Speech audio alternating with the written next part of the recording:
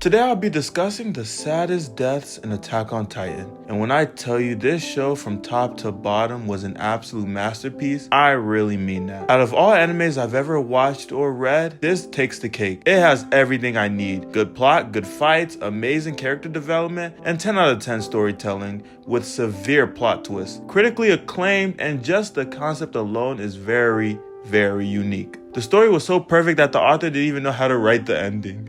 With most highly acclaimed stories, the shortfall usually is the ending because nothing will ever really satisfy the readers as a collective. There were so many ways Isayama could have ended it, but nothing, and I mean nothing, would have made the whole fan base happy. You know you have a great story when the fan base is split into halves about so many issues. When I say the amount of think pieces that were done on if Eren was right, had to be somewhere in the millions. This show turned everybody into a philosopher, and with that being said, I'm gonna talk about the saddest, most impactful deaths in the entire manga. At 15, let's talk about Rod Reeves. He is Historia's father and the true king of the walls, obsessed with maintaining the royal bloodline and the founding Titan's power. It was probably the least emotional, but his death symbolized the end of manipulative and oppressive lineage. His grotesque Titan form and death were a poetic fall from power. His death was very impactful, but I can assure you that the whole fan base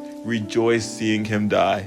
At 14 was Moblet Burner, who was Hanji's right-hand man and always kept her grounded. Not a frontline fighter, but definitely dependable in any crisis. He died protecting Hanji during an explosion in the Uprising arc. It was quiet, unceremonious, but deeply loyal. Next, let's talk about Faye Yeager. She was a sweet girl who was murdered by the Marleyan authorities after they caught her outside the Liberio internment zone. She represented the cruelty of the Marleyan system and the spark that sent Grisha on the path of revenge, eventually leading to the rise of Eren Yeager. At 12, let's talk about Eren Kruger.